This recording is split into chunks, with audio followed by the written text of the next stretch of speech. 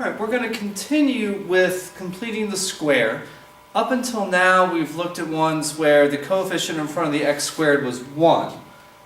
We have to do it a little bit different when the coefficient is not 1, be that a positive or negative number. We still can do it, we still can write it as a binomial that's being squared, but we've got to do a little bit different work in order to get there. The first thing we're going to do is whatever we have here, whatever our coefficient is, we're going to factor that out. But we're just going to factor it out of these two terms. Whatever this is, minus 4 in this case, whatever that c coefficient is, we're going to leave that on the outside. So what do I mean by that? So 2x squared, whatever that is, I want to factor it out so that I've got 1x squared. So I've got 2, and that leaves me with x squared plus 2x. If I multiplied that back in, I'd have the 2x squared plus 4x. Now here's what you got to do though.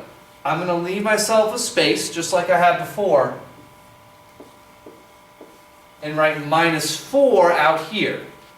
I have not factored out the 2 from that minus 4. I don't want to do that.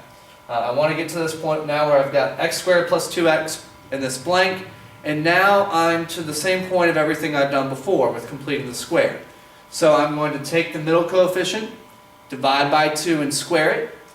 In this case, when I divide by 2 and square it, what I'm going to do is that's 1 squared, which is just 1.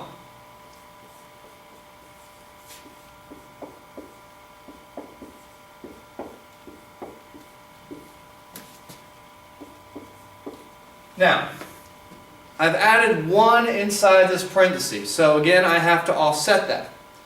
Now, I have to offset that with whatever I added into this equation. The tricky part here is I didn't really add 1 into the equation. What I added was 2 times 1.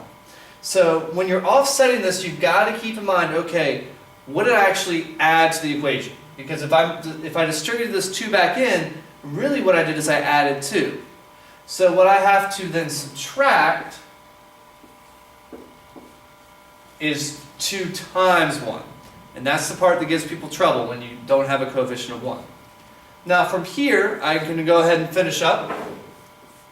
I've got my 2 out here.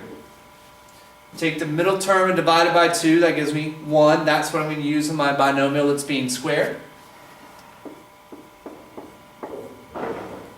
And then over here, minus 4, minus 2,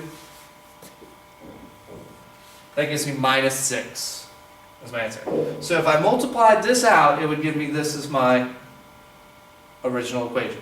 So you've got to be careful that you factor out just from the 2x and the 4x. You leave that minus 4 on the outside. But then when you're offsetting whatever you did, it's not that I added 1 to the problem, I added 2 times 1. So you've got to be careful with this.